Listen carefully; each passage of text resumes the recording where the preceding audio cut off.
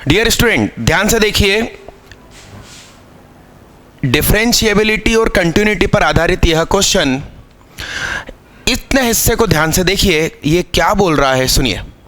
इसमें से x square common निकाला, आवाज आ रही है ना भाई, hello hello, x square common निकाला तो x माइनस वन, क्या x माइनस वन कॉमन निकाला तो मुझे एफ एक्स दिखाई देता है x square plus sine x. ये हिस्सा तो यूं ही एक्स्ट्रा है, इसका कोई इंपॉर्टेंस नहीं है। और एक बहुत बेसिक सा क्वेश्चन होता है, मैं आपको थोड़ा सा उसकी तरफ ध्यान खींचूं तो मॉड एक्स इंटू एक्स, ये क्या बनता है? ये एक्स स्क्वायर बन जाता है जब एक्स पॉजिटिव हो, और माइनस एक्स स्क्वायर बनता है जब एक्स नेगेटिव हो।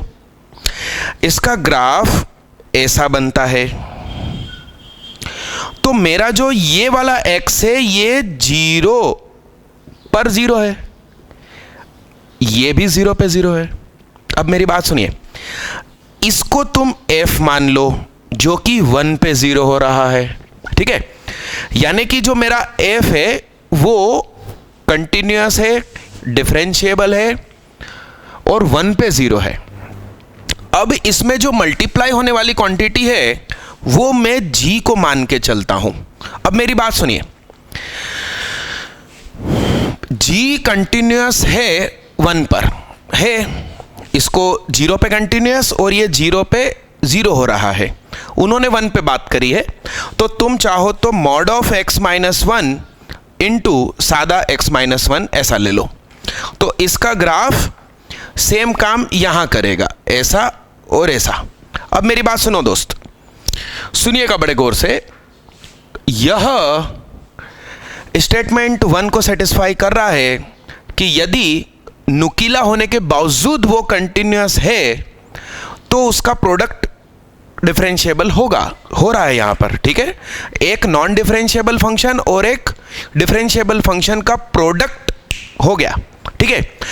अब मेरी बात सुनो, b को थोड़ा सोच समझ के टिक लगाएंगे, ध्यान से देखिए। c और d में से फैसला करो। g डिफरेंशिएबल है 1 पर, g डिफरेंशिएबल नहीं है,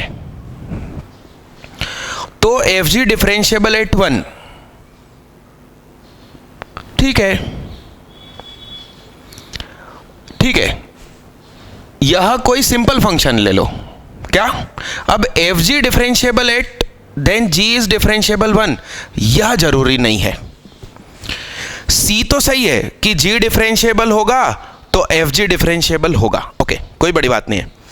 d के लिए ये मैंने एग्जांपल ढूंढा, यह नॉट डिफरेंशिएबल है जबकि प्रोडक्ट डिफरेंशिएबल है, तो d गलत। अब जरा b पर आइए, fg के डिफरेंशिएबल होने के लिए इसका कंटिन्यूअस होना बहुत जरूरी है। मेरी बात सुनिए, fg यदि डिफरेंशिएबल है तो g कंटिन्यूअस होगा होगा और होगा। आप b को रिजेक्ट नहीं कर सकते। d के रिजेक्शन का तो मैंने एग्जांपल आपको दिया, मगर मैंने बहुत सोचा b के लिए ऐसा कोई नहीं मिल रहा है। तो यदि fg डिफरेंशिएबल है तो उसका प्रोडक्ट जरूर कंटिन्यूअस होगा, और कंटिन्यूअस होगा तो f यदि कंटिन्यूअस फंक्शन है तो दूसरा फंक्शन कंटिन्यूअस होना ही चाहिए, तो ही प्रोडक्ट कंटिन्यूअस होगा। अब तुम कहोगे कि नहीं नहीं, कुछ एग्जाम्पल ऐसे होते हैं जिसमें डिसकंटिन्यूअस से काम हो जाता है।